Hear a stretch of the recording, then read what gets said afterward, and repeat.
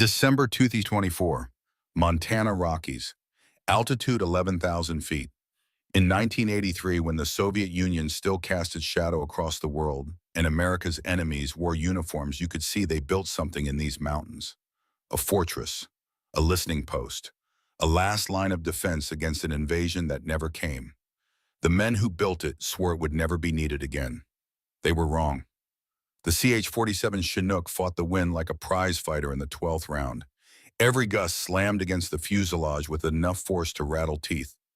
Below Forward Operating Base Sentinel clung to the mountainside a cluster of prefabricated structures and reinforced bunkers drab green against endless white. The kind of place where survival wasn't guaranteed, where comfort was a myth, where only the mission mattered. Inside the cargo bay, Sergeant Mike Reeves watched the new arrival. 48 years old, Gulf War veteran, Bronze Star recipient. Reeves had seen enough replacements to know the types. The cocky ones who thought they were bulletproof. The scared ones who jumped at shadows. The competent ones who kept their heads down and did their jobs. This one was different. She sat alone on the bench seat, hands resting on her knees. A simple olive drab duffel at her feet. She wore contractor fatigues, no rank, no insignia, no unit patches. Just a name tape that read Cortez in faded black letters. The collar of her weatherproof jacket was pulled high against the cold. Her face remained in shadow, but it was her stillness that caught his attention. While everyone else braced against the turbulence, grabbing overhead straps and safety rails, she simply sat, a pocket of absolute calm in the violent chaos. Lieutenant Derek Hayes sat across from Reeves, scrolling through his tablet despite the rough ride. 28 years old, never deployed, never seen combat, never earned anything except his college degree and his commission. He glanced up at the woman, then back to his screen. His lip curled slightly. "That's her," Hayes shouted over the rotor scream. "The tech liaison from Stratcom." Reeves nodded. Hayes snorted. "Command's really scraping the barrel now. She looks like a strong breeze would knock her over." He paused, then added with practiced disdain, "Hope she knows how to use a keyboard without breaking a nail." Reeves said nothing, but his eyes stayed on the woman. There was something in the way she held herself, the economy of movement, the absolute lack of wasted energy. He'd seen it before in operators, in people who'd learned that survival meant control, that panic was a luxury you couldn't afford. The ramp began to lower with a hydraulic groan. Arctic wind blasted into the bay, a wall of frigid air and stinging ice crystals that hit like a physical blow. The temperature dropped 30 degrees in 3 seconds. The woman stood. No hesitation, no bracing herself. She simply rose, shouldered her duffel in one fluid motion, and walked toward the ramp, into the maelstrom. The rotor wash created a vortex of snow and wind that would have staggered most people. She leaned into it at exactly the right angle. Her body adjusted to the force like she'd done it 1,000 times before. Like the wind was an old acquaintance she'd learned to dance with. Reeves and Hayes followed, pulling their goggles down, hunching against the cold.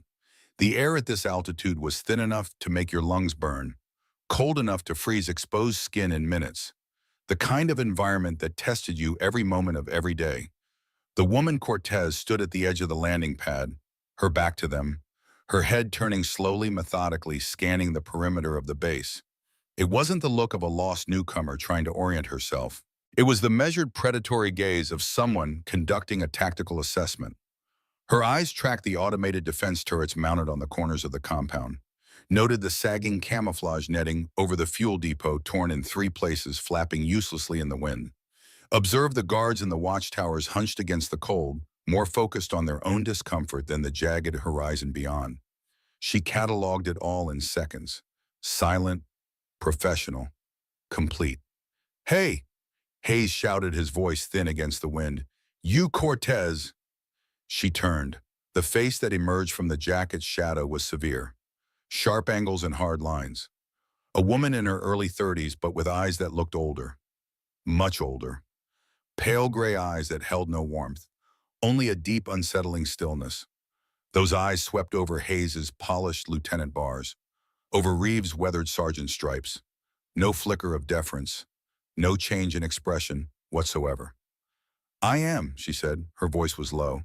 Clear, it carried easily over the dying whine of the helicopter's turbines despite its softness.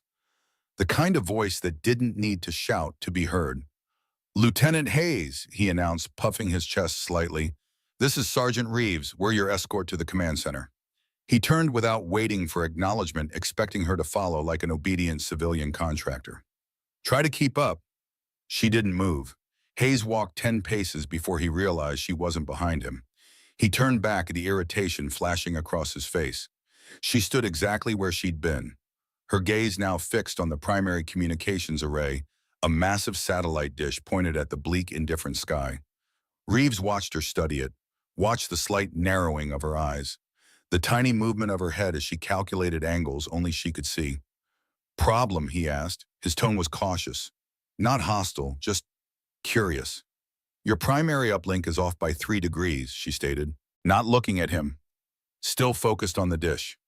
"You're losing approximately 40% of your signal integrity. It's causing micro delays in your data bursts."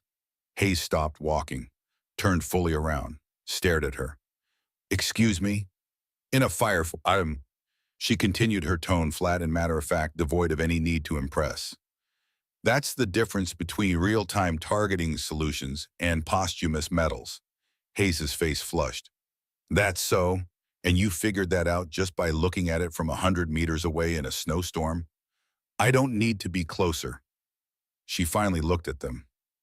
Those pale gray eyes settled on Hayes like a sniper's scope finding its target.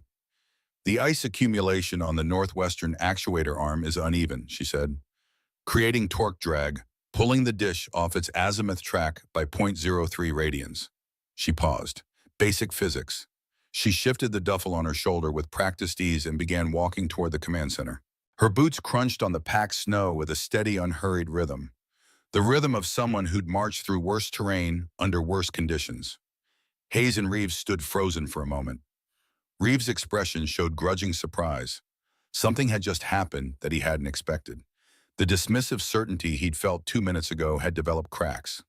Hayes' face showed something else in honesty, deepening annoyance, wounded pride, the particular indignation of a man who'd just been corrected by someone he'd already decided was beneath him. He jogged to catch up, his ego driving his feet. "The colonel runs this outpost, Cortez," he said sharply, coming alongside her. He doesn't appreciate know-it-alls from headquarters coming in and telling his people how to do their jobs." His voice carried an edge now, a warning. "You're here to fill a slot. Do your assigned tasks. Nothing more, remember that." Cortez said nothing. She simply walked on. Her silence was a far more effective rebuttal than any argument could have been. The soldiers they passed stopped their work to stare. A new face was rare at FOB Sentinel. A woman's face was rarer still. The looks followed a predictable pattern, curiosity melting into condescension. They saw a small woman in contractor fatigues, an outsider, a civilian, someone from the soft world of headquarters in climate-controlled offices, someone who didn't belong in their hard world of ice and steel. None of them saw the truth. None of them saw the quiet storm that had just made landfall on their frozen mountain. The command center squatted in the heart of FOB Sentinel like a concrete bunker from another era, which is exactly what it was. Built during the Cold War, reinforced during the Gulf War, updated with modern electronics, but still fundamentally the same structure that had been designed to survive a Soviet first strike. Inside, banks of monitors cast blue-white light across grim faces.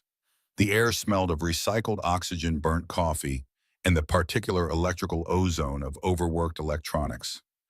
Tactical displays showed topographical maps of the surrounding mountains. Weather data scrolled endlessly. Satellite feeds flickered. At the center of it all stood Colonel Blake Morrison, 52 years old, square-jawed, barrel-chested, the kind of man who filled a room just by standing in it. His authority on this outpost was absolute, an extension of his own formidable ego and the silver eagles on his collar. He looked up as the tent flap opened. His eyes narrowed as Hayes and Reeves entered with Cortez in tow. "Colonel," Hayes announced with military crispness, "the liaison from Strategic Command." Morrison's gaze raked over her, a slow, dismissive appraisal from head to toe. He saw the unremarkable contractor, fatigues, the absence of rank insignia, The slender frame that looked even smaller in the bulky cold weather gear. He saw exactly what he expected to see, what he wanted to see. A civilian, a bureaucrat, a box ticker sent from the rear echelon to bother him with paperwork and pointless inspections. His lip curled into a faint sneer. "Cortez," he said. His voice was a low rumble that commanded attention by sheer force. "I was told to expect a liaison. Nobody mentioned they were sending someone, so—" He paused, let the silence stretch just long enough to be insulting. "Young." The other officers in the tent chuckled softly, a sycophantic chorus for their commander. Cortez's expression remained unchanged. She met his gaze directly. Her pale eyes were as unyielding as the mountains outside. "What's your function here?" Morrison continued, leaning back against the central display table, making himself comfortable, making her wait. "Data collation efficiency reports, morale surveys." More chuckles from the peanut gallery. "My function is to observe and report on operational readiness, Colonel," Cortez replied. Her voice was level, professional, neither defensive nor aggressive. "Is that so?" Morrison leaned forward, placing his thick hands flat on the tactical display. The gesture was pure intimidation, calculated, rehearsed. "Well, let me tell you what operational readiness looks like at 11,000 feet far from your comfortable desk in Colorado Springs." He gestured broadly at the displays around them. "It's my men freezing their asses off on patrol in 40 below temperatures. It's Sergeant Reeves' engineers keeping our reactors from melting down when the backup generators fail. It's maintaining a defensive perimeter with equipment that's held together with duct tape and prayers." He straightened up. "It's not reports. It's not theories. It's dirt and blood and cold." He turned away from her slightly, dismissing her without actually dismissing her. "You want to observe?" He gestured to a stack of data slates piled haphazardly in the corner. "Start by observing our quarterly supply manifests. We're short on everything from power converters to protein paste. You can file a report on that." He glanced back at her, his eyes hard. "It'll give you something useful to do while the adults handle the actual operations." It was a blatant, calculated insult, a clear relegation to the absolute lowest possible status. He was telling her and everyone else in the room that she was irrelevant, unwanted, beneath notice. Hayes smirked openly. Reeves had the decency to look down at his boots. A flicker of something, perhaps shame, perhaps just discomfort, crossed his weathered face. "Understood, Colonel," Cortez said. Her voice betrayed nothing. No anger, no hurt, no emotion whatsoever. "Good." Morrison turned his back on her fully, a final act of dismissal. "Hayes, show her to a spare bunk in the tech barracks. Then get her started on that inventory. Supply Unit 7. He paused, then added with casual cruelty, "It's not heated. Dress warm." As Hayes led her toward the exit, Morrison returned his attention to the tactical displays. Already forgetting about her, already moving on to matters he deemed important. He didn't notice the man sitting quietly in the far corner of the command center. But Cortez did. Colonel James Brennan, retired, 72 years old. He sat in a metal folding chair, one hand resting on the walking cane propped beside him. His face was deeply lined, the kind of weathering that came from decades of harsh climates and harsher decisions. He wore a faded field jacket with unit patches from a different era. Gulf War, Desert Storm, the generation that had won America's last clear victory. His eyes, sharp blue, still clear despite his age, watched Cortez as she walked past. And in that brief moment, those eyes widened slightly. Recognition.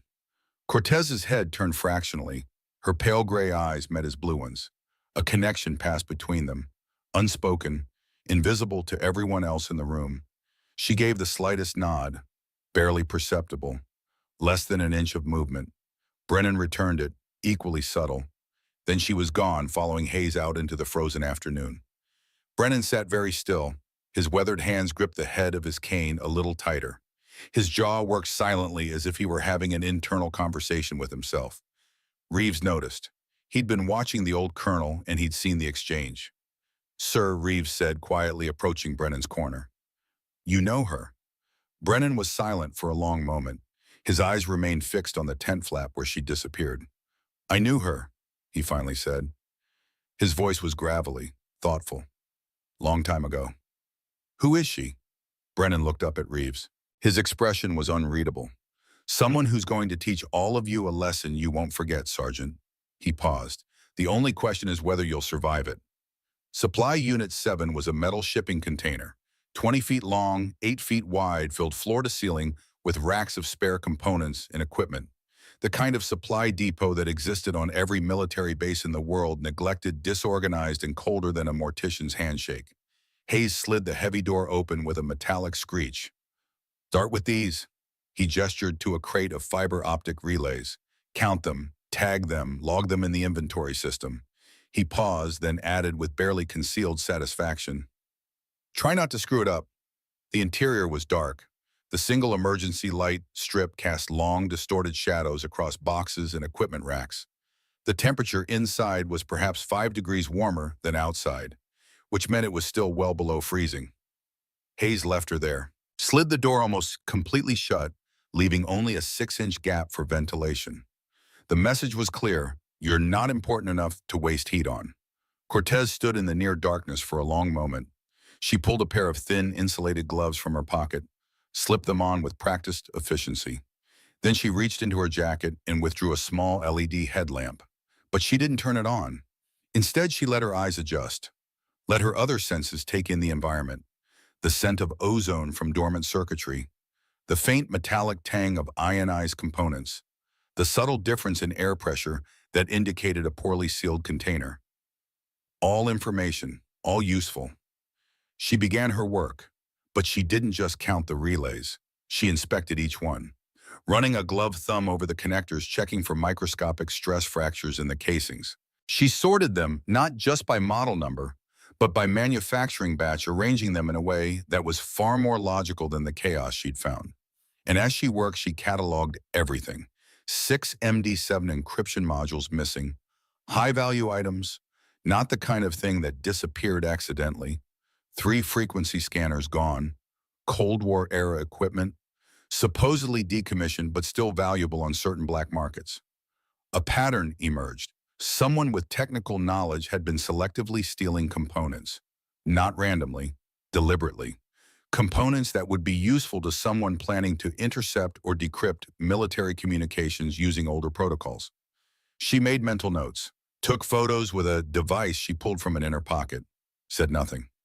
An hour passed. The door scraped open. Sergeant Reeves stood in the gap holding 2 steaming mugs. His breath formed clouds in the frigid air. Brought you some coffee, he said, not quite an apology, but not hostile either. Synthetic blend, tastes like motor oil, but it's hot. Thank you, Sergeant. She took the mug. Her fingers barely seemed to register the heat through her gloves. She didn't drink, just held it, letting the warmth exist. Reeves lingered, shifted his weight, the behavior of a man who wanted to say something but wasn't sure how. Look, he finally said, his voice dropping. The Colonel. He's under a lot of pressure. This posting is a meat grinder, equipment failures, supply shortages, zero support from regional command.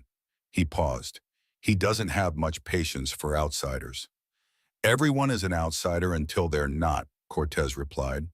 Her attention remained on a box of cooling fans she was organizing. Yeah, well, Reeves cleared his throat. Word of advice, keep your head down. Do the jobs he assigns. He respects soldiers who know their place. He hesitated, then added, that talk about the communications dish, that kind of thing, it doesn't help you here. He was trying to be kind, in his own gruff way, trying to help her navigate Morrison's kingdom, offering her the key to survival, submission. Cortez paused. She looked at him, her gray eyes seeming to see right through his weathered exterior, through the Gulf War ribbons he still wore with pride, through the protective cynicism he'd built him up over 27 years of service. The truth doesn't require help, Sergeant, she said quietly. It just is. She turned back to her work. The conversation was over. Reeves stood there for another moment. The steam from his own mug swirled in the frozen air like dissipating ghosts. He'd come here to offer advice, to warn a naive civilian about how things worked on Morrison's Mountain. But as he watched her work in the freezing dark, her movements precise and economical, her focus absolute, he felt something strange. Unease. Not threat, not quite. just the distinct feeling that he'd made an incorrect assessment. That the woman sorting equipment in this frozen box was something other than what she appeared to be. That perhaps he was the one who should be listening. He shook his head, dismissed the feeling as a trick of the altitude and the cold, took a long drink of his terrible coffee. Then he walked away, leaving her alone in the dark and the cold and the quiet. Midnight arrived on FOB Sentinel with brutal clarity, the kind of cold that made sound travel differently, that made stars look close enough to touch, that turned exhaled breath into instant ice crystals. Cortez couldn't sleep, not unusual. Combat veterans rarely slept well. The body remembered too many nights when sleep meant death, when the ability to wake instantly at the first wrong sound was the difference between breathing and bleeding out in the dark. She walked the perimeter, just another insomniac doing laps. Nobody questioned it. Half the base was awake at any given hour, trying to burn off nervous energy or escape nightmares. But her walk wasn't random. She observed the guard rotations, noted the 17-minute gap when Tower 3's sightline to the fuel depot was blocked by a supply truck that shouldn't have been parked there, counted the seconds between automated sensor sweeps, identified 4 blind spots in the defensive coverage that a competent infiltration team could exploit. She saw the base as it truly was, not the fortress Morrison believed he commanded, but a collection of vulnerabilities held together by routine and the enemy's current lack of interest. And then she saw the old man. Colonel Brennan sat on a bench near the western perimeter wall.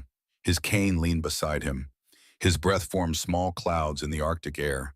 He didn't turn as she approached, but his posture shifted slightly. Acknowledgement. Couldn't sleep either. His voice was rough, like gravel being poured from a bucket. Old habit, sir. Jim, he corrected. We're the same rank now, Rachel. Have been for a while. She sat beside him, left a respectful distance. 2 soldiers sharing a moment. Nothing more. You look good, he said, still not looking at her, both of them staring out at the dark mountains. Star suits you. Thank you. How long's it been since Iraq? 16 years for both of us. He chuckled. A dry sound. Math checks out. I was the old man even then. You were just a kid. 18, 19, 18, second lieutenant, fresh out of OCS, convinced I knew everything. You knew more than most, Brennan said. You listened. That's rare. They sat in comfortable silence, the kind that only came from shared history, from mutual respect earned in hard places. Morrison doesn't know, does he? Brennan finally asked. No. Hayes, no. Anyone, just you. Brennan nodded slowly. How long you planning to keep it quiet? As long as it takes, in the eyes. To do what? She was quiet for a moment. When she spoke, her voice was softer, almost vulnerable. Almost. 3 years ago, a base like this one failed. Command breakdown, poor discipline, systems neglected. She paused. I lost 23 soldiers, including my best team leader. Brennan's jaw tightened. I remember reading about that. Task Force Reaper, Syria. Morrison wasn't there, but he's exactly like the commander who was. Arrogant, dismissive, more concerned with his authority than his readiness. So Stratcom sent you to audit him. Stratcom gave me the mission. I volunteered for it. Why, Poye? Because I need to know if we learned anything.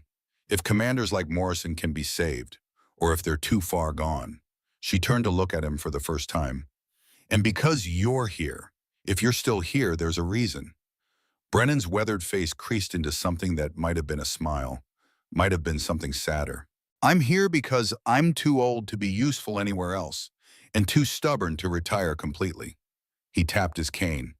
Took shrapnel from a Scud missile in '91. Hip never healed right. These days, I'm just the old man who tells war stories nobody wants to hear. Morrison listens to you.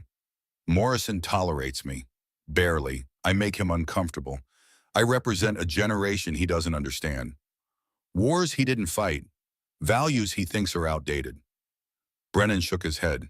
He respects rank, but he doesn't respect wisdom. Can he be taught? That's what you're here to find out, isn't it? She didn't answer. Didn't need to. They watched the stars wheel slowly overhead. The same stars that had watched over Kuwait, over Iraq, over every frozen outpost where soldiers had stood guard against enemies, both seen and unseen. The Type 9 transmitter, Cortez said quietly. The archive manifest said it was decommissioned. But I know you wouldn't let them destroy it. Brennan's expression didn't change, but his eyes crinkled slightly at the corners. Equipment manifest paperwork is so complicated these days. Easy for things to get misplaced, misfiled. Where is it? Command center. Far corner. Under a tarp.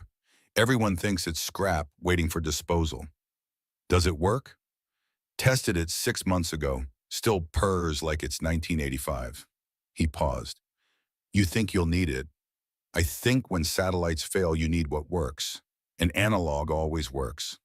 That's what I taught you. That's why I listened. Brennan turned to look at her fully now. In the starlight, his face was all deep lines and hard shadows. The face of a man who'd seen the worst humanity could offer and somehow remained human anyway. How old are you now, Rachel? 34. Christ, 34. Youngest brigadier general in modern history. You know what I was at 34? What? A lieutenant. Still figuring out how to lead a platoon in the desert without getting everyone killed. He shook his head. You've accomplished more in 16 years than most do in 40. I had a good teacher. You had drive. I just pointed you in the right direction. She stood, prepared to continue her patrol, to maintain her cover as just another contractor wandering the base.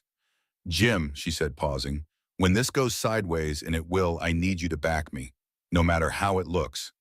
You think Morrison's going to fail? I think Murphy's Law applies to everyone, and this base is overdue.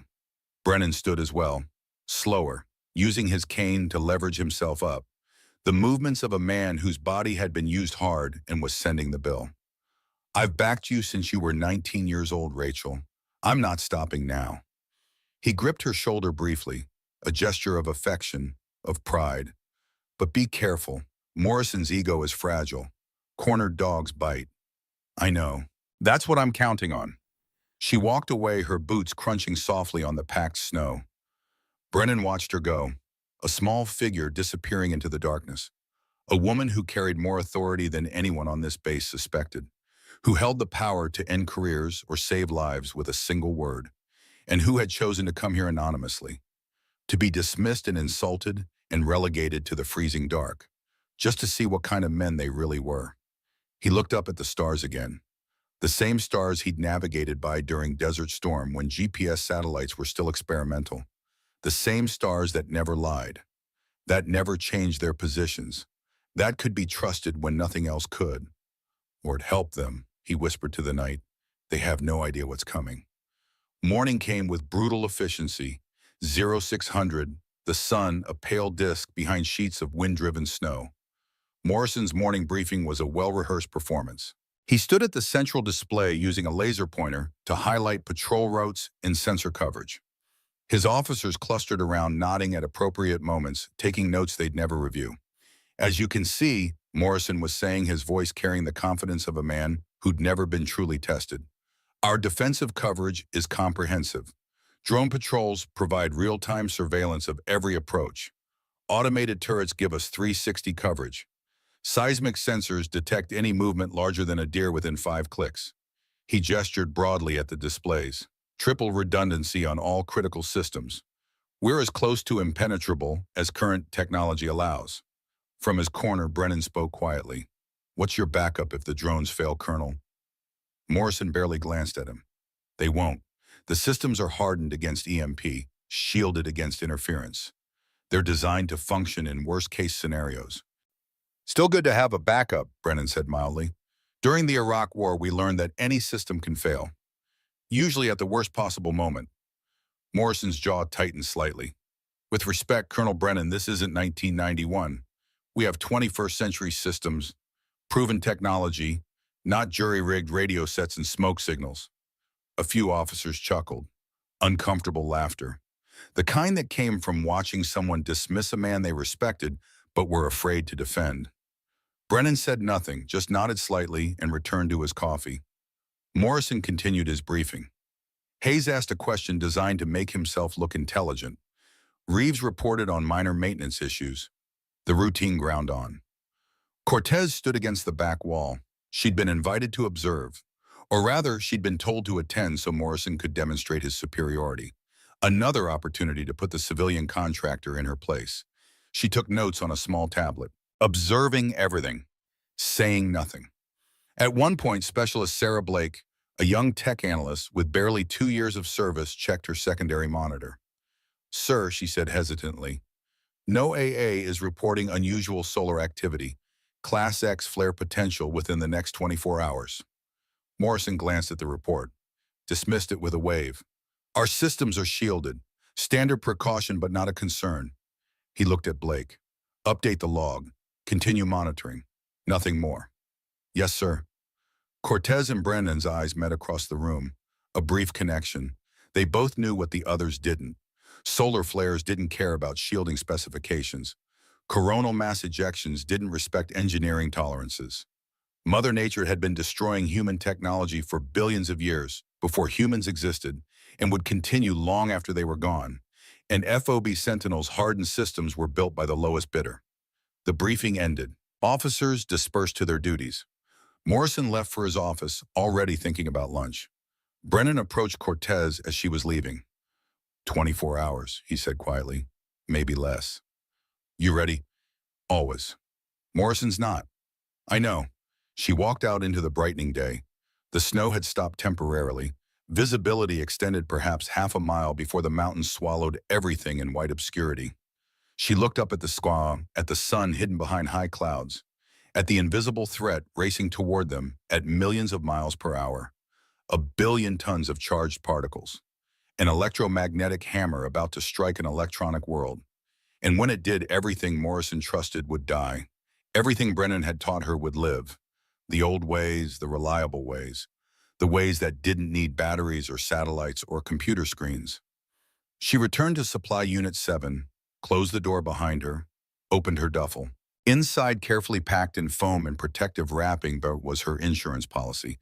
A vacuum tube, custom-made, hand-wound tungsten filament, smoky quartz glass that had been shaped and annealed with techniques that predated transistors by decades. She'd made it herself. Spent 6 months learning glass blowing and metallurgy from an 80-year-old engineer who'd worked on the Manhattan Project, who remembered when vacuum tubes were cutting-edge technology, who understood that sometimes the old ways were the only ways that worked when everything else failed. Beside it, carefully wrapped in oil-soaked cloth, was a hand-cranked generator. Cold War vintage. Built to function in temperatures that would kill modern electronics. Simple mechanics, gears and magnets and copper wire. No circuit boards, no microchips, no vulnerabilities. Just physics, just engineering, just the fundamental principles that didn't change no matter how much technology advanced. She checked each piece of her kit, made sure everything was ready, made sure she could assemble it in the dark if necessary, because it would be necessary. Murphy's Law was absolute.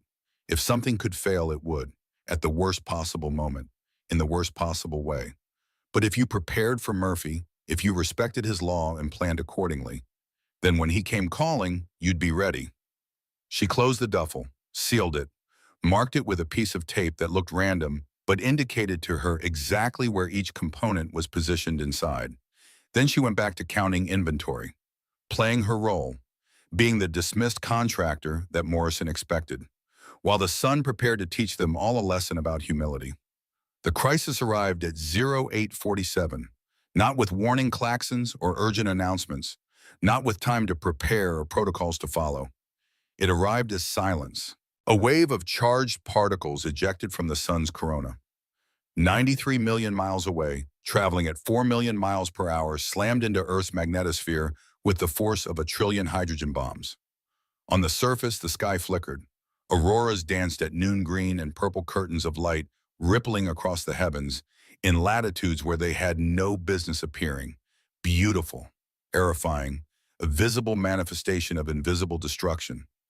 At Forward Operating Base Sentinel, the world simply ended. Every screen in the command center flashed white simultaneously. Error messages cascaded across displays faster than human eyes could track. Text scrolled, warnings blared, systems reported catastrophic failures in electronic voices that cut off mid-word. Then darkness. The primary lights died. The low constant hum of electronics, that background noise so ever-present, you only noticed it when it stopped ceased instantly. Replaced by a silence so profound it felt like physical pressure against the eardrums. Emergency lighting kicked in 3 seconds later. Red bulbs casting everything in a hellish pulsing glow, turning faces into skull-like masks, making the command center look like the interior of a dying ship. Colonel Morrison stood frozen at the central display table. The holographic projection had vanished mid-sentence, leaving him staring at a dead black surface. What the hell just happened? His voice was tight, controlled, but there was an edge underneath. The first crack in his armor of certainty. Lieutenant Hayes frantically stabbed at his tablet. His fingers moved with increasing desperation across an unresponsive screen. I don't know, sir. Everything's down. Everything. Main power grid just failed. Backup generators. He looked up, his face pale in the red emergency lighting. Sir, the backup generators just failed too. We're on battery power and it's draining fast. Morrison's head snapped toward the communication station. Comms, get me regional command, now. Specialist Blake sat at her console, hands hovering uselessly over dead controls. She shook her head, her eyes wide. Dead, sir. All of it. Satellite uplink, HF radio laser comms, even the hardline land link. Her voice rose slightly. It's all static, pure white noise. It's like someone just threw a blanket over the entire electromagnetic spectrum. The command center had handled crises before. Equipment failures, weather emergencies, supply shortages, but those were problems with solutions. Problems with protocols and backup plans and chain of command procedures. This was different. This was every system failing simultaneously. This was the carefully constructed technological bubble they lived in simply popping. This was isolation at 11,000 feet with no way to call for help. And isolation at this altitude, in these conditions, was a death sentence measured in hours. Morrison's breathing accelerated slightly. His eyes darted from station to station, looking for something, anything that still worked. A deeper alarm began to blare. Different frequency, more urgent. The seismic sensor console lit up with angry red indicators. Master Sergeant Williams, 55 years old, weathered face like cracked leather, stared at his screen. The seismic monitoring system ran on its own independent power source, a precaution from the Cold War days when they designed redundancy into everything. It was one of the few systems still partially functional. Sir, Williams' voice was strained. Careful, the tone of a man delivering news he knew would be catastrophic. You need to see this. Morrison crossed to the seismic station in 3 strides, looked over Williams' shoulder at the topographical display. A series of red icons moved steadily through the mountain passes, through terrain that intelligence had classified as impassable for heavy armor, through routes that Morrison's defensive planning had written off as naturally secure. 12 icons, moving fast, moving with purpose. That's impossible, Morrison breathed. His face had gone from pale to gray. There's no way. Our drone patrols cover that sector every 2 hours. We would have seen them staging. We would have had warning. Drones are down, sir, Hayes said. His voice cracked slightly. Whatever that electromagnetic pulse was, it fried them. All of them. Williams ran a quick diagnostic, his fingers steady despite the crisis. Years of training taking over. When panic threatened, you fell back on procedure. Analyzing the seismic signature now, sir. He studied the data streaming across his monitor. Mass estimates, vibration patterns, ground pressure calculations. Heavy armor, T-95 Golem-class main battle tanks. He paused, double-checking numbers that couldn't possibly be right. At least 12 units. Looks like a full armored spearhead. Now, the implication landed like a physical blow. The enemy had used the solar flare, an event they must have anticipated, must have planned for, to launch a surprise attack through supposedly secure terrain. While FOB Sentinel's expensive, sophisticated 21st century surveillance network was reduced to expensive scrap metal, and FOB Sentinel was the only thing standing between that armored column and the undefended valleys beyond the mountain range. Valleys with supply depots and communications hubs and civilian contractors who had no idea death was rolling toward them at 30 miles per hour. Fear began to spread through the command staff like poison through water. Their multi-billion-dollar defense network had been rendered useless by a solar tantrum.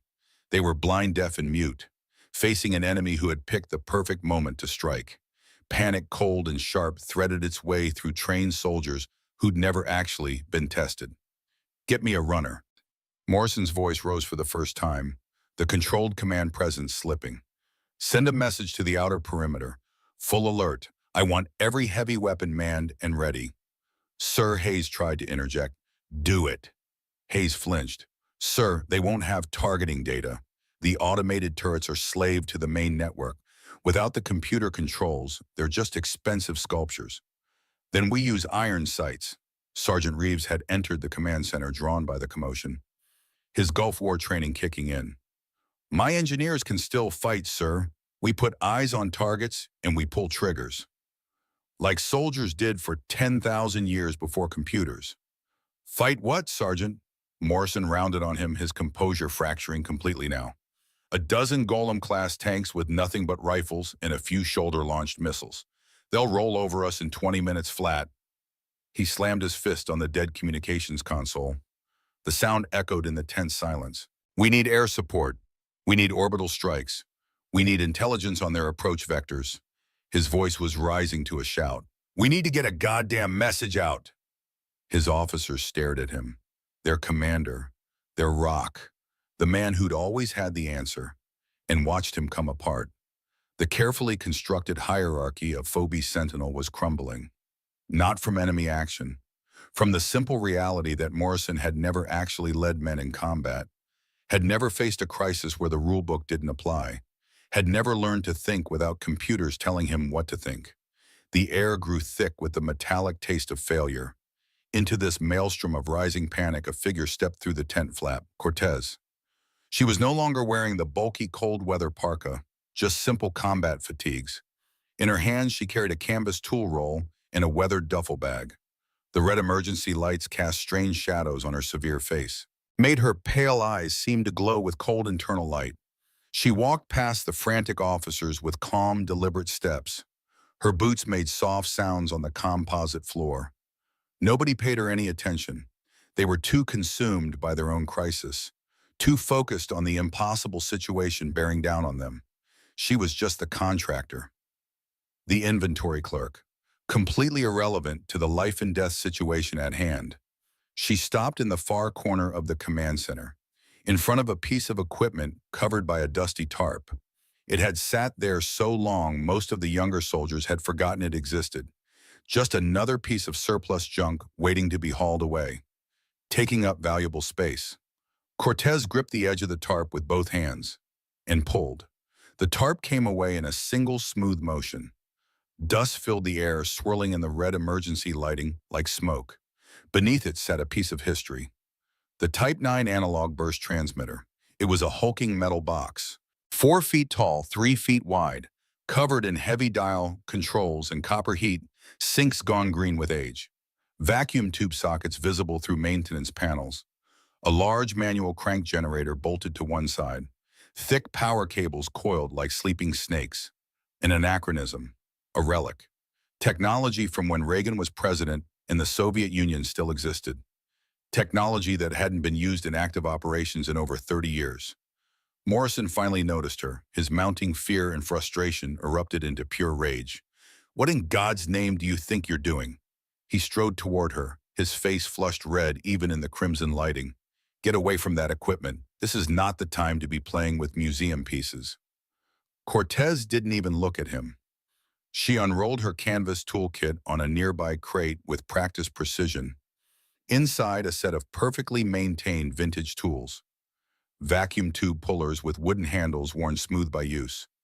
Spools of silver solder. A delicate voltmeter with an analog needle. Wire strippers. Precision screwdrivers. Tools that belonged in a museum alongside the transmitter. Tools that worked. Her focus was absolute. She opened a maintenance panel on the side of the transmitter, revealing a complex web of wiring and glowing glass tubes. "That thing is a paperweight, Cortez," Hayes chimed in, his voice dripping with scorn and desperate fear. The power grid is down. The amplification systems are probably cracked from disuse. It's useless. Cortez's hand went to her duffel bag. She unzipped a side pocket with careful deliberation, withdrew a small lead-lined box. She opened it. Inside, nestled in custom-cut foam, was a single large vacuum tube. The glass was pristine, smoky quartz. The filament inside was a complex lattice of hand-wound tungsten wire. It looked nothing like the standard-issue tubes visible in the transmitter. This was something else entirely, something custom, something cared for. She reached into the transmitter with a tube puller, extracted one of the central amplifier tubes, clearly burned out, its glass blackened with surgical precision. With the reverence of a surgeon transplanting a heart, she slotted her custom tube into the empty socket, the pins seated with a soft, satisfying click. "I am ordering you to stop this nonsense and get out of my command center," Morrison shouted. He took a step closer, his hand reaching out as if to physically remove her. Sergeant Reeves put a hand on Morrison's arm, firm, respectful, but stopping him. "Sir." Reeves's voice was quiet but carried absolute certainty. "Just for a second. Let's see." Morrison turned on him, furious. "Sergeant, I gave you an order to—" "Sir, please." Reeves didn't back down. "Just watch." Something in Reeves' tone cut through Morrison's panic. Perhaps it was the steadiness. Perhaps it was the fact that Reeves, who'd actually seen combat, who'd actually faced death, wasn't panicking. Morrison jerked his arm free but took a step back. From his corner, Colonel Brennan rose to his feet, slowly, using his cane for support. But when he stood at full attention. Every eye in the room noticed. The old colonel never stood unless there was a damn good reason. Brennan's voice cut through the tension like a blade. "Everyone, shut up and watch a master work." The authority in those words, the absolute command, froze everyone in place. Cortez ignored them all. She connected a pair of heavy cables from the hand-crank generator directly to the transmitter's main power bus, bypassing the base's fried power converters entirely. Her movements were economical, professional, the work of someone who'd done this hundreds of times. Then she gripped the crank handle and began to turn. At first the mechanism was stiff, decades of disuse fighting against her, but then the gears engaged with a series of metallic clicks. The resistance smoothed out, became rhythmic. A low hum started to emanate from the machine, a sound no one on this base had ever heard before, a sound from another era. The filaments in the vacuum tubes began to glow. First a dull red, then warming to vibrant orange, the same warm amber light that had illuminated bomber cockpits during Desert Storm, that had powered communications during the Cuban Missile Crisis, that had sent coordinates for artillery strikes against Iraqi positions in Kuwait. The hum deepened, rose in pitch as she cranked faster. Her movement was smooth and powerful, belying her slender frame. A thin sheen of sweat appeared on her brow, but her rhythm never faltered. 60 cranks per minute, like a heartbeat, steady, reliable, eternal. She placed a pair of antique-looking headphones over her ears, heavy brown Bakelite with cracked leather padding. One cup pushed back so she could still hear the room, still maintain awareness. Her left hand continued to turn the crank at that steady, precise speed, feeding the machine its lifeblood. Mechanical energy converted to electrical.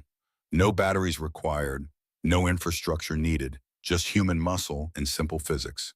Her right hand hovered over a large brass telegraph key mounted to the transmitter's face. Brennan stepped closer, not interfering, just positioning himself where he could see, where he could translate for the others. "She's not trying to reach regional command," he said quietly, his voice filled with something that might have been awe, might have been pride. "Look at the frequency calibration." The younger officers looked at dials and numbers that meant nothing to them. Brennan continued, "That's a military band from 1985, requires immense power and perfect understanding of atmospheric bounce to use. Nobody's monitored those frequencies in 30 years. "Then what's the point?" Hayes asked. His voice had lost its contempt. Now it was just confused, desperate for understanding. "She's not sending a message," Brennan said. "She's sending a command." Cortez's fingers began to move across the brass key. The clicks and clacks created a sharp staccato rhythm that cut through the tense silence. Morse code. Not the simple SOS that Boy Scouts learned. This was complex, multi-layered, a stream of data compressed into dots and dashes. Brennan listened, his expression changed, eyes widening, mouth opening slightly. "That's a Cerberus cipher," he whispered. "Jesus Christ, she has the keys." "What keys?" Reeves asked. "Authentication codes, one-time pad encryption, the kind of security we used for nuclear launch authorization during the Cold War." Brennan's voice was barely audible now. "You need presidential-level clearance just to know those codes exist." Her fingers flew across the key with practiced speed, each click precise, each pause exact. She was speaking a language of pure authority, a stream of commands that were not requests, not suggestions, orders. She was speaking to something very old, very powerful, and very far away. Morrison stood frozen. The sheer focused intensity of her actions held him mesmerized. This wasn't the fumbling of an amateur. This was virtuoso performance. A master musician playing an instrument no one else remembered existed. The entire command staff stood transfixed, their own crisis momentarily forgotten as they witnessed this impossible act of technical necromancy, this resurrection of the dead. Specialist Blake was the first to see the response. Her station, a redundant monitoring system tied into the orbital early warning network, had been as dead as everything else. But now a single line of green text flickered to life on the dark screen. Just one line, glowing against the black. A system handshake, a digital acknowledgement of received transmission. "Sir." Blake's voice trembled with something between awe and terror. I have a signal." Morrison tore his eyes away from Cortez, rushed to Blake's console, stared at the screen like a man seeing a miracle. A new window was opening, text scrolling, but it wasn't from regional command. It wasn't from any terrestrial source. The insignia that flashed in the corner of the screen was one Morrison had only ever seen in top-secret briefings, in classified documents that he'd needed special authorization just to read. The three-headed dog of Cerberus, the Aegis Orbital Defense Initiative, a weapons platform conceived during the Cold War, built during the Reagan administration, designed to stop Soviet tank divisions from rolling through the Fulda Gap, a constellation of kinetic orbital strike satellites that represented the ultimate high ground. Dormant for 30 years, waiting, silent, forgotten by everyone except a very few. A live satellite feed filled Blake's screen, crystal clear thermal imaging from 200 miles above the Earth, a top-down infrared view of the Gorgon's Pass. The enemy armored column was clearly visible, 12 white-hot signatures moving inexorably toward FOB Sentinel's position. Heat blooms against the cold mountain terrain, death on treads. Text began to scroll rapidly down the side of the screen. Aegis Orbital Defense Initiative, Reagan Legacy Platform, active system status, nominal receiving Cerberus key transmission source FOB Sentinel Montana authenticating. The system paused, processing, analyzing the authentication codes being transmitted by that antique brass telegraph key. Code authentication, valid transmission protocol Cerberus Omega operator. Skill level expert analyzing operator identity. Another pause, longer this time, as if the ancient satellite system was accessing databases that predated the internet, cross-referencing codes against authorization lists maintained in Cold War-era formats. Brennan stood rigid, his hand gripping his cane so tightly his knuckles had gone white. He knew what was coming, had known from the moment she'd started transmitting. But knowing and seeing were two different things. The final line appeared, stark and undeniable in glowing green text. Authorizing user Cortez, Rachel Marie rank, Brigadier General 07 position, Commander Special Operations Task Force, Reaper age 34 years distinction, youngest female general in U.S. Military history clearance, top secret special compartmented information service record, Iraq, 3 deployments, Afghanistan, 4 deployments, Syria, 2 deployments commendations, Purple Heart, Bronze Star with Valor, Silver Star, 1 Distinguished Service Cross, 1 confirmed kills classified. Status authenticated awaiting fire mission. The air was sucked out of the command center. Every person in the room stopped breathing simultaneously. A collective sharp intake followed by absolute silence. Morrison stared at the screen, his mind refusing to process the words. reading them again and again, each time hoping they'd say something different. General, Brigadier General, Cortez Rachel Marie, General. He turned his head slowly, mechanically, like a robot running a damaged program, turned to look at the woman in the corner, the woman he'd insulted, the woman he'd dismissed as a child playing dress-up, the woman he'd called Miss Cortez with barely concealed contempt, the woman he'd ordered to count spare parts in a freezing storage container, the woman who was still cranking the generator with steady rhythm, sweat beading on her temples, face set in grim concentration, completely focused on her mission. A general, youngest female general in United States history. Lieutenant Hayes's jaw had fallen open, his face cycling through expressions too quickly to track. Shock, disbelief, horror, the dawning realization of every dismissive word he'd spoken, every condescending smirk, every casual insult. He looked like a man watching his career evaporate in real time. Sergeant Reeves snapped to rigid attention, his body executing the movement before his conscious mind even processed the command. 27 years of training taking over. When you saw a general's rank, you stood at attention, no exceptions. His eyes were wide. But unlike the others, his expression showed something else beneath the shock. Recognition, understanding. 1,000 small moments from the past 2 days suddenly clicking into place like puzzle pieces finding their homes. Her unnerving calm, her precise assessment of the communications dish, the way she moved, the way she spoke, the absolute certainty in everything she did. It wasn't arrogance, it was authority. Authority so absolute, she'd had no need to display it. The younger soldiers looked confused. They didn't understand what this meant, didn't grasp the full implications. But the older NCOs, the men in their 40s and 50s, who'd served when rank actually meant something, they understood instantly.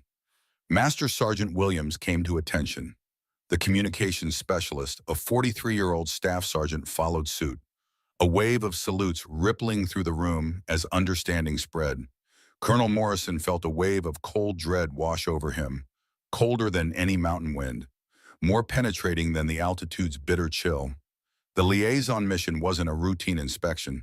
It was a personal audit of his command by one of the highest-ranking special operations officers in the entire military. An audit conducted anonymously, designed to reveal the truth beneath the official reports and polished briefings. And he had just failed that audit in every conceivable way. He had not only shown his base to be unprepared, not only demonstrated critical vulnerabilities in his defensive posture, he had shown himself to be a petty, arrogant fool who judged warriors by their appearance rather than their substance, who valued his ego over his mission, who crumbled under pressure. He had dismissed expertise because it came in a package he didn't expect, had relegated competence to a freezing storage unit because it threatened his authority. And now that competence was the only thing standing between his command and complete annihilation. General Cortez remained oblivious to the revelation sweeping through the room, or perhaps indifferent to it. Her left hand continued its steady cranking. Her right hand flew across the telegraph key. The last series of clicks was different. Brennan recognized it immediately. Coordinates, targeting data, a fire mission transmitted with absolute precision. She finished the transmission, the final click echoing in the silent room. Then she slowly released the crank. The humming of the ancient machine gradually died down, leaving an even more profound silence in its wake. She pulled the headphones off with careful deliberation, set them gently on the transmitter's surface, treating the equipment with the respect it deserved. Then she turned. Her pale gray eyes swept over the stunned faces of the command staff, over Morrison's ashen features, over Hayes's barely controlled panic, over Reeves's rigid attention, over Brennan's proud smile. She looked at Morrison directly, and for the first time since arriving at Phobos Sentinel, emotion showed on her face. Not anger, not triumph, not vindication. Disappointment, deep, weary disappointment. The look of a teacher whose student had failed to learn the simplest lesson. On Blake's screen, new text appeared. Targeting solution received in lock, coordinates confirmed, 47 DG 1433 and 112 DG 4107. Target classification, unarmored column 12 units. Threat assessment, critical deploying kinetic payloads. Time to impact, 15 seconds. No one spoke. No one moved. Every eye fixed on the screen. On the thermal imaging showing 12 white-hot tanks rolling through the mountain pass, oblivious to the judgment falling from heaven. 15 seconds stretched into eternity. The enemy column continued its advance. Commanders in those tanks probably congratulating themselves on their brilliant timing. On catching the Americans blind and helpless. On the easy victory rolling toward them. 14 seconds. Morrison's breath came in short gasps. His world had collapsed. His certainty shattered. Everything he thought he knew revealed as illusion. 13 seconds. Hayes gripped the edge of a console to keep from falling. His legs had gone weak. 12 seconds. Reeves held his salute. Steady, waiting, a soldier honoring a general who'd earned her stars and blood. 11 seconds. Brennan watched Cortez with undisguised pride. This was his student, his protege. The young lieutenant he'd trained 16 years ago in the deserts. Now a general, still listening, still learning, still applying the fundamental truths. 10 seconds. In orbit, ancient mechanisms stirred to life. Targeting computers from the 1980s, simple, robust, reliable, calculated trajectories with cold precision. 9 seconds. 8 seconds. Cortez stood perfectly still. No tension in her posture. No anxiety. Just the calm that came from knowing you'd done everything correctly. That you'd prepared. That you were ready when Murphy's Law came calling. 7 seconds. 6 seconds. 5 seconds. The tanks rolled on. No warning systems. No indication of threat. Just the confident advance of an army that thought it had won. 4 seconds. 3 seconds. 2 seconds. 1 second. The top of Blake's screen flared with impossibly bright, silent flashes, like stars being born and dying in microseconds. 2 seconds later, the ground beneath Phoebe's sentinel trembled. A deep, resonant shudder that vibrated up through the soles of boots, through the foundation, through the mountain itself. On the screen, the enemy column vanished, not in explosions of fire and smoke, not with dramatic mushroom clouds or cinematic destruction. They simply ceased to exist. Massive dark craters appeared where the golem tanks had been moments before. The kinetic rods, simple tungsten spears, 6 meters long, traveling at hypersonic speeds, had struck with the force of tactical nuclear weapons, but with no radiation, no fallout, no electromagnetic pulse, just mass times velocity. Einstein's equation made manifest. The conversion of potential energy into pure, brutal, total destruction. Clean, efficient, absolute.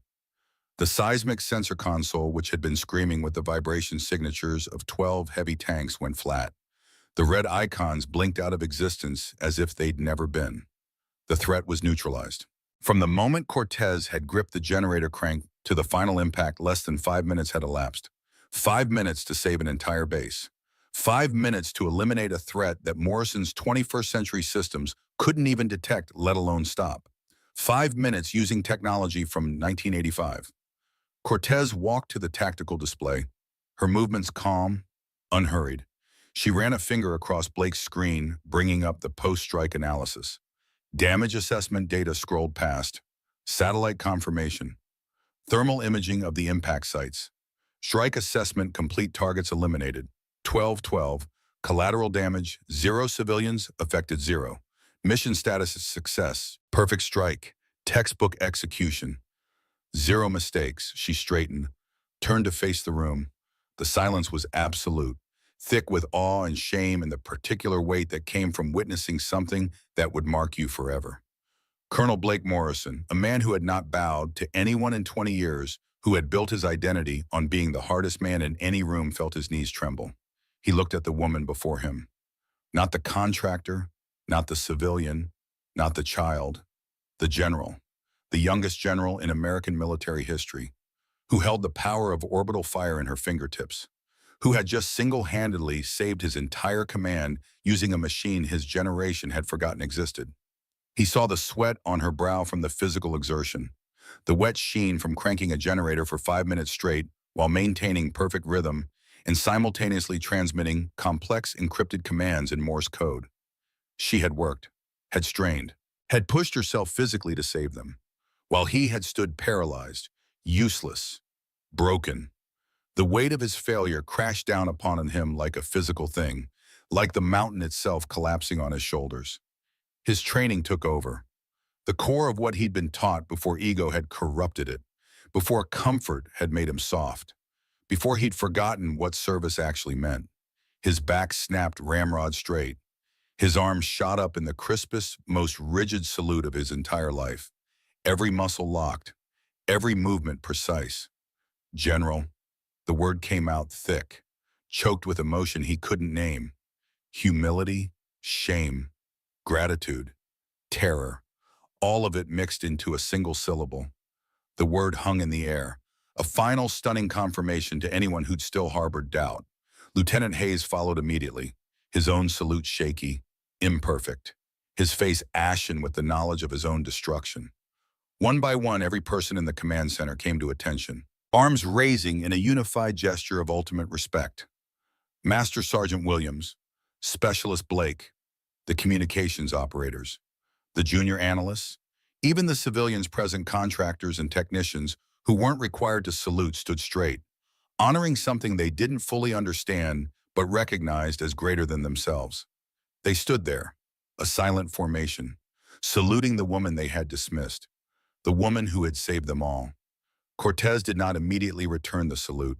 She let the moment stretch, her pale gray eyes moving from face to face, not savoring their submission, not enjoying their discomfort, teaching them, forcing them to confront the chasm between their assumptions and reality, making them really understand that true strength had nothing to do with rank insignia displayed on collars, nothing to do with gender or age or the volume of your voice. It was about competence under fire, about preparation meeting opportunity, about seeing the one solution when everyone else saw only the problem, about respecting the fundamentals that didn't change, the physics that didn't care about your ego, the simple truth that tools which don't need batteries will outlast tools that do.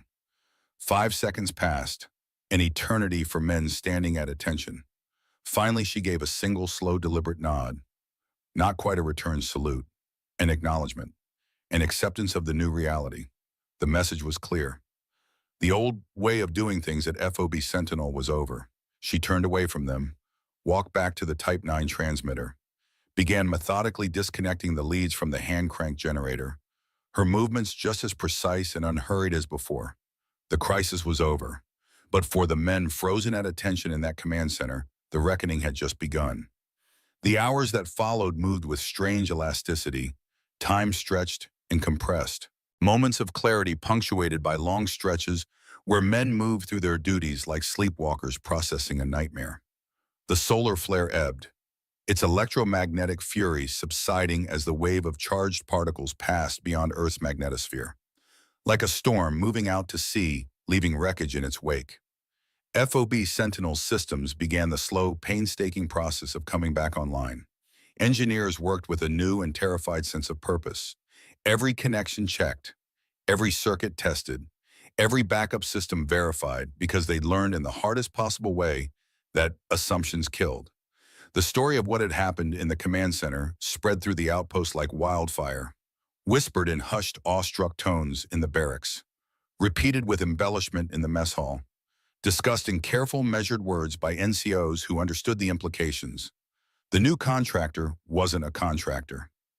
The quiet woman they'd mocked was Brigadier General Rachel Cortez, the youngest female general in United States history, commander of Task Force Reaper, the unit that had hunted high-value targets across 3 war zones for a decade. The woman who in less than 5 minutes had called down fire from heaven and erased an enemy armored column from existence. The casual mockery and dismissive jokes of 2 days ago had curdled into something else entirely. A thick, pervasive silence of profound respect mixed with fear. The fear that came from knowing you'd stood in the presence of true competence and failed to recognize it. That you'd insulted someone who could end careers with a single word. That you'd been weighed, measured, and found catastrophically wanting. Cortez was not in the command center overseeing the recovery.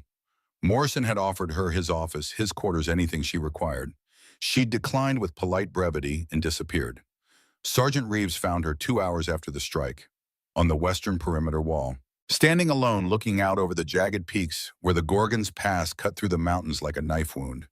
The sun was setting, painting the ice-crusted ridge lines in hues of blood orange and violet. The wind was still a physical force whipping her dark hair around her face, but she seemed oblivious to its bite. In her hands, she held a large smoky quartz vacuum tube, the custom piece she'd used in the Type 9 transmitter. With a soft cloth, she was carefully, methodically cleaning it, polishing the glass until it gleamed in the dying light, wiping down each of the contact pins with deliberate attention. It was a ritual, a quiet moment of communion between warrior and weapon.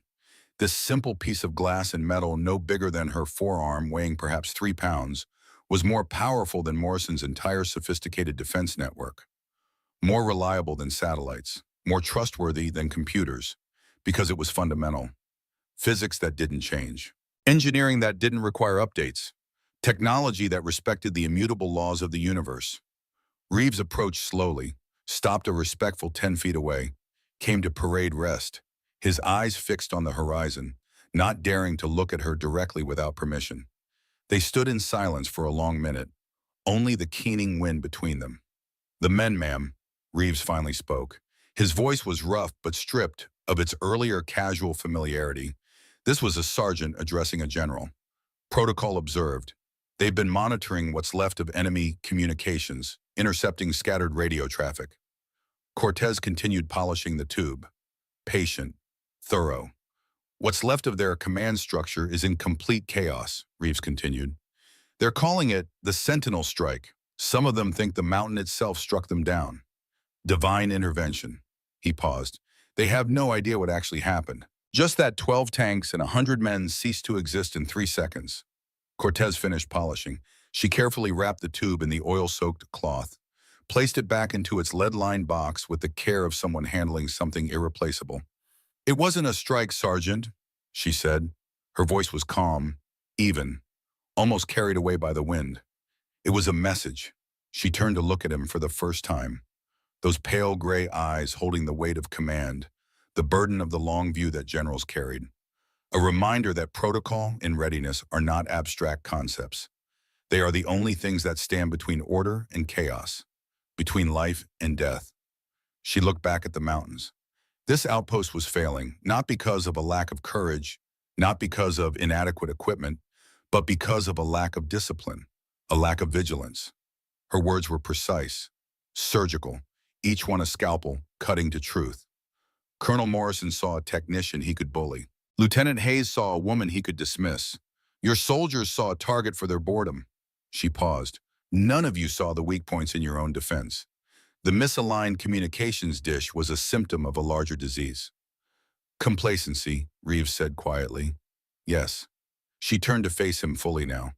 You all survived today, not because of your readiness, but in spite of it.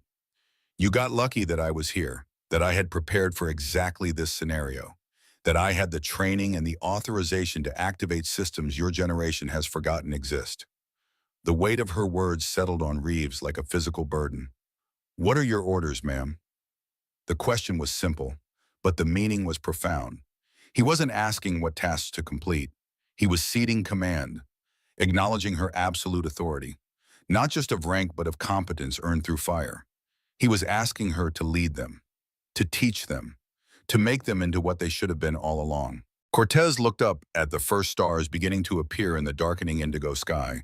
The air was becoming clearer as the day's wind settled, the temperature dropping toward the lethal ranges that came with night at this altitude. The enemy knows this pass is vulnerable now, she said, her voice carrying the certainty of someone who'd studied warfare for 16 years. They'll be back, not with tanks, they learned that lesson, but with infantry specialists, mountain warfare experts. They will try to reclaim this position. She looked at him directly, command radiating from her like heat. Colonel Morrison is to be confined to his quarters pending a full review. As of this moment, you are the ranking NCO of this base, Master Sergeant Reeves. You will answer directly to me. Reeves stiffened. Ma'am, I don't deserve. You observed. You questioned your assumptions. You didn't panic when systems failed. Her voice was firm. And when I needed someone to trust the evidence of their eyes instead of their prejudices, you were the only one who did. That's leadership, Sergeant. She started walking toward the warmth and light of the main compound, her boots leaving sharp, clear prints in the crusted snow. As she passed Reeves, she paused. The drill work begins at 0500, she said without looking at him. I want a full diagnostic on every piece of equipment, starting with the Northwestern actuator arm on the main communications dish. I want patrol routes redesigned, sensor nets recalibrated, backup systems for the backup systems. She took 2 more steps, then added over her shoulder, and I want every soldier on this mountain to be able to field strip their rifle and reassemble it blindfolded, in under 60 seconds, in a blizzard. She didn't wait for a response. She continued walking, a solitary, determined figure disappearing into the growing dusk. Reeves stood alone on the wall for a long time, the cold seeping into his bones despite his insulated gear. He watched her go, then looked back out at the valley where an enemy force had been erased from existence by a woman he'd mistaken for a civilian desk clerk. The air on the mountain felt different now. It was no longer just cold and thin and hostile. It was sharp, electric, charged with a new and demanding purpose. This wasn't punishment. It was a second chance, a chance to become the soldiers they were supposed to be, to meet the standards that had always existed but that comfort and technology had allowed them to ignore. He straightened his shoulders, the weariness of the day replaced by a surge of something he hadn't felt in years. Purpose. Real purpose. He turned and marched back toward the barracks, his stride long and deliberate. He had his orders. And he had 8 hours until 0500 to make sure every man on this base understood that the age of mediocrity was over. The age of General Cortez had begun. Colonel Morrison's quarters were Spartan by choice. He'd always believed that commanders should endure the same hardships as their men. A point of pride, a way of demonstrating his toughness. Now the small room felt like a cell. He sat on his bunk, elbows on knees, head in hands, replaying every interaction, every word, every dismissive gesture. The knock on his door was soft, respectful. Enter. General Cortez stepped inside. She'd changed into a clean uniform, the single star on her collar visible now. No longer hiding, no longer testing, just a general addressing a subordinate. Morrison stood immediately, came to attention, his body executing movements burned into muscle memory over 3 decades. At ease, Colonel. Her voice was neutral, professional. He moved to parade rest but remained standing. She was his superior officer. Protocol mattered now more than ever. She held something in her hand, a document, aged paper in a protective sleeve. Do you know what this is? She asked, handing it to him. Morrison took it carefully, looked at the faded text. His eyes widened as he read. It was a Silver Star citation. For valor in combat, Desert Storm 1991. The recipient, Captain John Morrison, 82nd Airborne Division. His father. Where did you get this? His voice was barely a whisper. Colonel Brennan served with your father in the Gulf. He kept a copy. She paused. He spoke very highly of him, called him one of the finest officers he'd ever known. Morrison's hands trembled slightly as he held the document. He'd never seen this. His father had died when Morrison was 8, a training accident in 1980. All Morrison had were fragments of memory and a few photographs. Your father led from the front, Cortez continued. He listened to his NCOs. He valued expertise regardless of where it came from. She met his eyes. He would be ashamed of what you became. The words hit like physical blows. Morrison flinched, but didn't look away. I know, ma'am. Do you, her voice sharpened slightly. Do you understand what you did? You didn't just fail an inspection. You created a culture where competence was dismissed, where critical maintenance was ignored, where warnings were treated as insubordination. She gestured toward the window, toward the base beyond. That communications dish has been misaligned for 6 months. 6 months of degraded signal integrity, 6 months of data delays. Your communications specialist reported it 3 times. You told him to stop bothering you with trivial issues. Morrison closed his eyes. He remembered dismissing the reports as minor technical complaints, remembered being irritated that his people couldn't solve simple problems without running to him. The equipment theft, Cortez continued relentlessly. Master Sergeant Williams noted discrepancies in the inventory 8 months ago. You told him it was probably just paperwork errors. You didn't investigate. Ma'am, I'm not finished, Colonel. Her voice cut like a blade. Your defensive sensor net had 4 blind spots. Your patrol rotations had a 17-minute gap in coverage. Your emergency protocols hadn't been drilled in 14 months.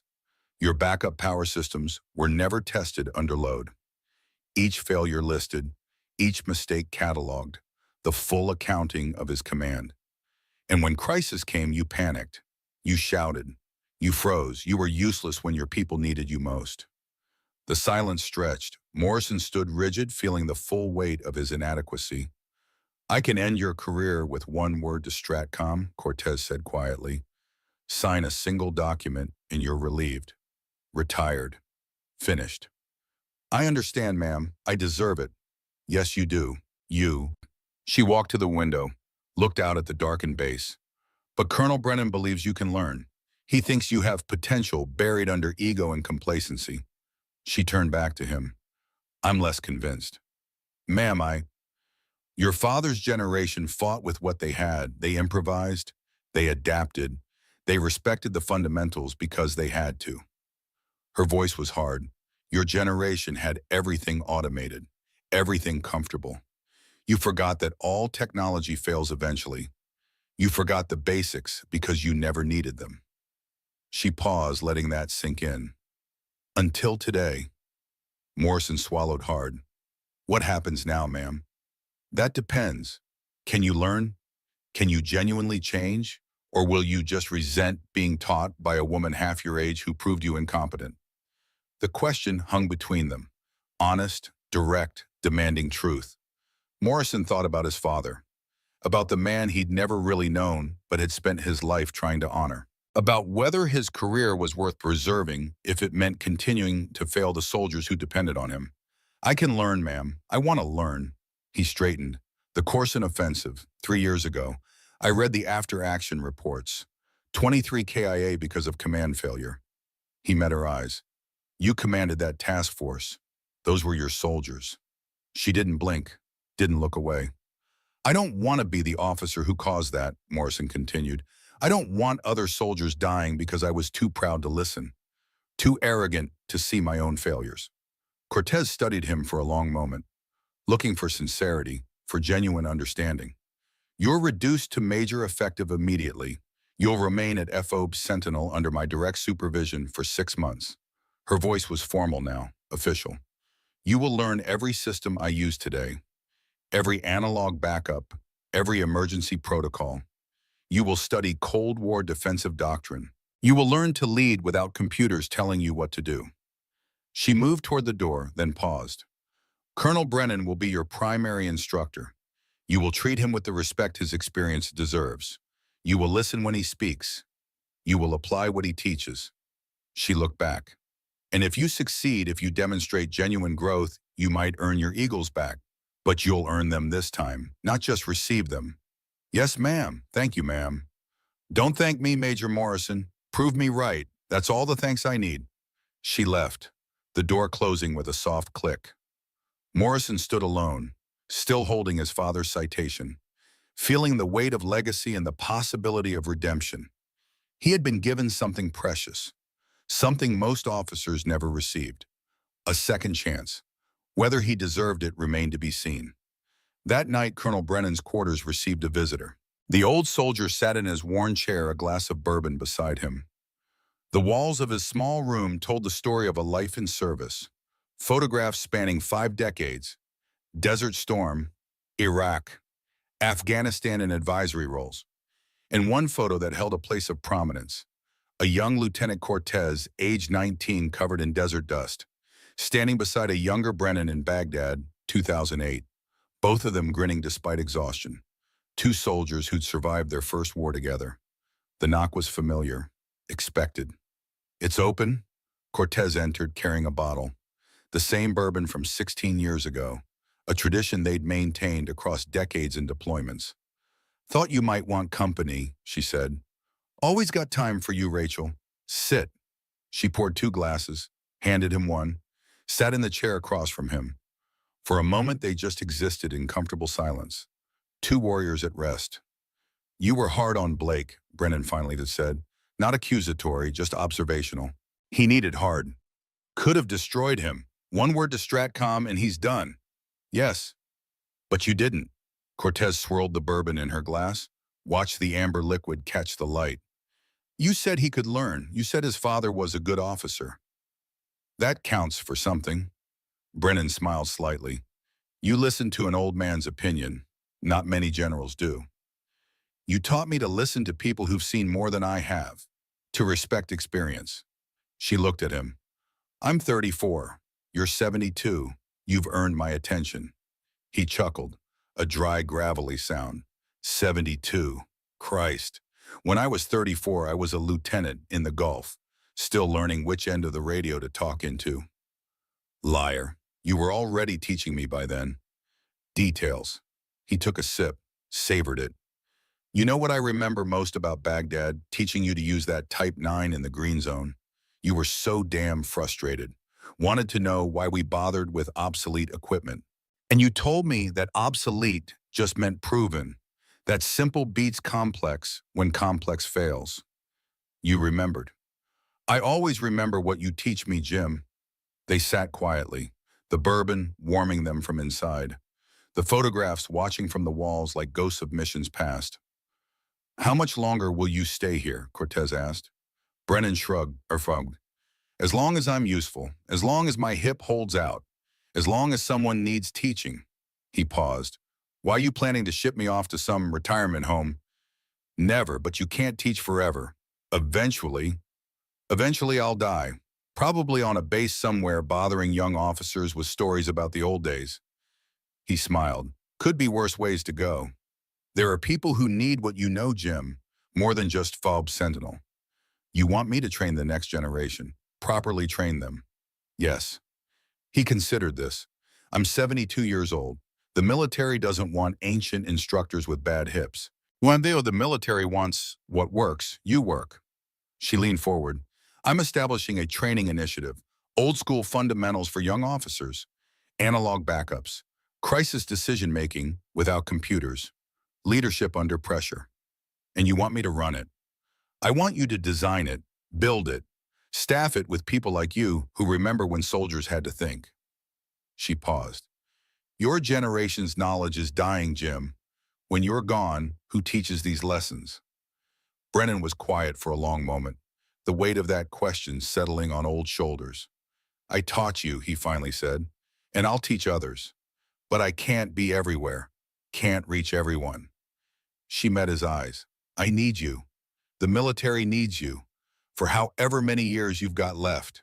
He laughed, not mockery, something warmer. Pride, perhaps. Rachel Cortez, youngest general in American history, and you're asking an old man with a bum hip for help.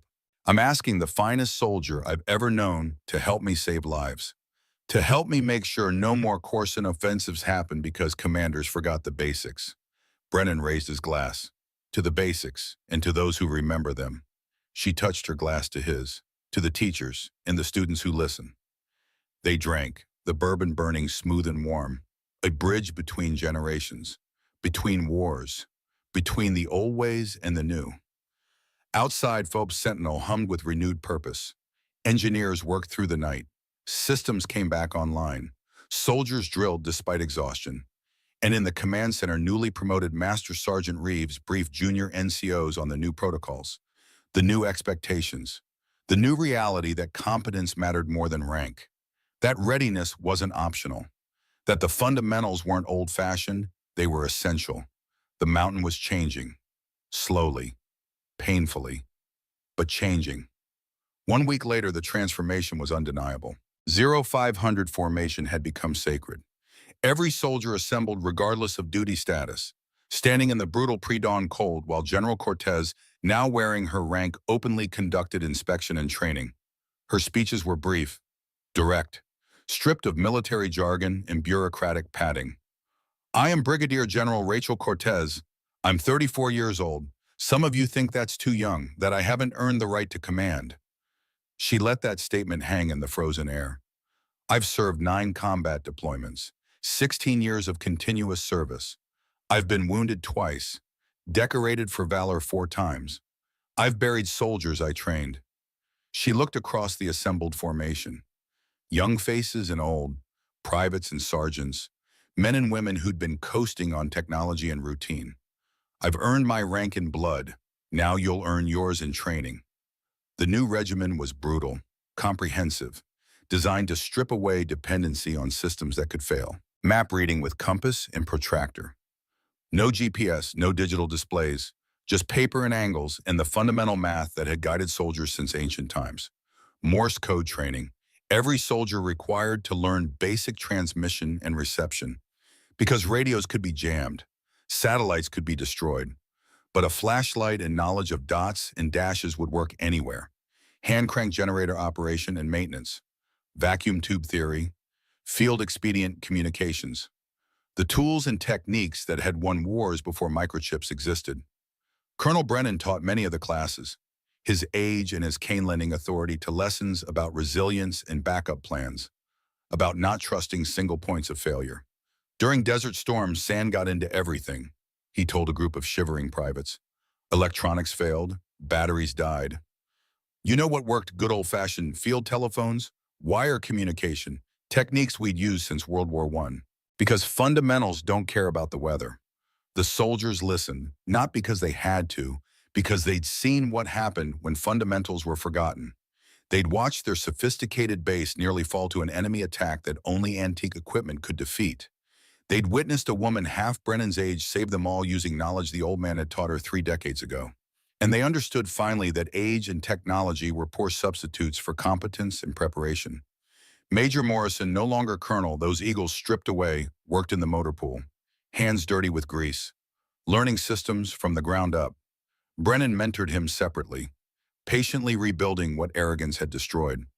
Your father learned humility in the Iraqi desert, Brennan told him one afternoon. Both men rebuilding a generator. Learned that his college degree didn't mean much when equipment failed and men needed leadership. Learned to listen to sergeants who'd forgotten more than he'd ever know. Morrison's hands stilled. Did he struggle with it, the learning? Every good officer does. The bad ones pretend they know everything. The good ones admit they don't and learn. Brennan looked at him. Which kind are you going to be? Morrison resumed work, tightening a connection with care. The kind my father would have been proud of, however long that takes.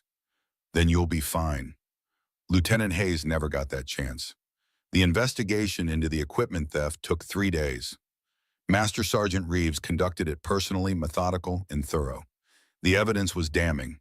Hayes had been stealing Cold War-era encryption modules and frequency scanners for 8 months, selling them through intermediaries to black market arms dealers, who'd been selling them to the same enemy forces that attacked through Gorgon's Pass. The enemy had known FOB Sentinel's vulnerabilities because Hayes had provided the technical specifications, had known about the solar flare because Hayes had access to the meteorological reports, had timed their attack perfectly because a traitor had given them everything they needed. The arrest was quiet, professional. Hayes offered no resistance. Seemed almost relieved that the deception was over. General Cortez questioned him personally. Why, she asked. Not angry, just seeking to understand. Hayes stared at his hands, cuffed in front of him. Gambling debts. I got in over my head. They said just some old equipment nobody used anymore. That it wouldn't matter. Wouldn't matter. Cortez's voice was flat. You gave our enemies the tools to kill American soldiers. You told them when we'd be vulnerable. You betrayed everyone on this base. I didn't think they'd actually attack. I swear I didn't. You didn't think, that's the problem. You took an oath to defend this country, and you sold it for money. She leaned forward. How many soldiers could have died because you needed cash? Hayes had no answer. He was removed from the base under guard. Court-martial pending. Career over. Life effectively finished. Cortez watched him go without expression. Justice served. A threat removed. But no satisfaction. Just the cold recognition that betrayal came from weakness, and that weak men were everywhere waiting for their moment to fail. 3 weeks after the solar flare, Cortez and Brennan stood together on the western perimeter wall, their traditional spot, where important conversations happened. The base had changed, fundamentally, visibly. Patrols moved with purpose. Equipment gleamed from constant maintenance. Soldiers drilled in conditions that would have sent the old FOB Sentinel crew running for heated shelters. The communications dish had been realigned. The blind spots in sensor coverage eliminated. Backup systems tested and retested until everyone could execute emergency protocols in their sleep. Intel says the enemy is regrouping, Brennan said quietly. Let them come. We're ready now. Because of you. Because of you, I'm just passing on what you taught me. Brennan smiled. You're doing more than that. You're building something. A legacy. Cortez pulled out the vacuum tube, the same one she'd used to save the base, held it up to the fading light. You taught me that detail matters. That preparation beats panic. That old reliable beats new fancy. She looked at him. That knowledge doesn't expire just because technology advances. And you proved it at 34. With tools and techniques you taught me when I was 19. They stood in comfortable silence. Two soldiers connected across decades, across ranks, across the vast gulf of experience and age. Jim, when you're gone, she started, when I'm gone, you'll keep teaching. You'll find your own students, your own protégés. He gripped her shoulder. That's how knowledge survives, generation to generation, teacher to student, an unbroken chain stretching back to the first soldier who realized that the smart ones live longer. I won't let the old ways die. I know, that's why I taught you. The sun set behind the mountains. The temperature dropped toward lethal. Stars emerged in crystal clarity. Somewhere out there, enemies planned and prepared. Somewhere threats gathered. Somewhere Murphy's Law waited with infinite patience for the next opportunity to test the unprepared. But on this mountain, on this base, soldiers were ready. They knew how to navigate without satellites, how to communicate without computers, how to think without artificial intelligence doing it for them. They'd learned that technology was a tool, not a crutch, that fundamentals mattered, that the youngest general in American history had saved them with knowledge from one of the oldest soldiers they knew. And they understood finally that age doesn't measure wisdom, experience does. Below them, lights burned in FOB Sentinel, radar dishes aligned perfectly, guard towers manned by alert sentries. A base transformed from complacent to competent, from vulnerable to vigilant, from Morrison's kingdom of ego to Cortez's fortress of readiness. General Cortez looked out at the darkness, at the mountains that held threats and promises, at the responsibility that came with command. She'd come here to test, to audit, to see if commanders could be saved or if they were beyond redemption. She'd found both, had destroyed one career and saved another, had revealed weakness and built strength, and in the process had proven something she'd always known but the military kept forgetting, that competence transcends gender, that preparation defeats prejudice, that the truth doesn't care about your assumptions, it just is. The radio on her belt crackled. Master Sergeant Reeves' voice. General perimeter check complete. All stations green. Base secure. She keyed the mic. Copy that, Master Sergeant. Well done. Thank you, ma'am. 0500 formation as scheduled. Confirmed. Tomorrow we drill on field expedient communications. Total equipment failure scenario. Morse code and signal flags only. Understood, ma'am. The men are ready. She clipped the radio back. Looked at Brennan. They're ready, he said. Not a question, a statement of fact. They're getting there. Because you're teaching them what I taught you. And what will you teach the next generation of instructors? Brennan was quiet for a moment. Then he smiled. Same thing I taught you. That the old ways aren't old, they're proven. That simple beats complex. That fundamentals never expire. Cortez turned to face him fully. I'm going to make sure this generation learns that. And the next. And the one after that. Her voice carried absolute conviction. The chain doesn't break. Not while I'm here. Brennan's expression showed pride. Deep, genuine pride. Then the chain is in good hands. They walked back together, old soldier and young general, moving toward the lights and warmth of the base they'd rebuilt together. Behind them, the mountains stood eternal, silent witnesses to the passing of knowledge, to the transfer of wisdom from those who'd learned in fire to those who'd learned in discipline. The age of Cortez had begun, and the fundamentals would endure.